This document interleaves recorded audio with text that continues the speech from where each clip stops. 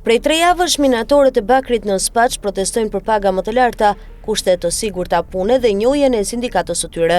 Vend që dëgjojnë kërkesat e likshme të punëtorëve, kompania turke TT Albania dhe Tunnel Mining ka pushuar disa minatorë dhe ka përdorur policin për t'i trembur. Kompania, e lidhur ngushtë me qeverinë përmes interesave të errta, ka marrë mbështetje të hapur nga vetë kryeministri Edi Rama, i cili më 2018 u garantoi pronarëve se nuk do t'u krijoheshin pengesa nga doganat apo tatimet. Sipas të dhënave nga tatimet, doganat dhe QKB, TT Albania and Tunnel Mining deklaron humbje vjetore deri në 4.5 milion euro, megjithëse eksporton bakër të pastër nga zonat e Spaçit, Gurthit, Fushllumthit dhe Oroshit. Kompania nuk ka dorëzuar bilance për vitet 2020-2025, nuk paguan rent minerare, as taksa qendrore apo lokale.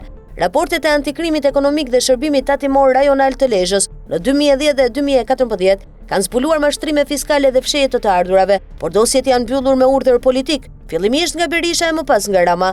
Për të mbuluar vjedhjen e pasurisë publike, kompania përdor bilance fiktive në bashkëpunim me Deloitte Audit Albania SHPK, e cila i ka certifikuar deklaratat e rreme me humbje. Në terren, minatorët punojnë në kushte të rrezikshme, pa sigurime, pa ventilim dhe me paga minimale, ndërsa qeveria mban krahun e atyre që grabisin në tokën e vendit. Spaçi, dikur simboli vuajtjes dhe qëndresës, sot është kthyer në shembull të abuzimit të huaj me bekim vendas.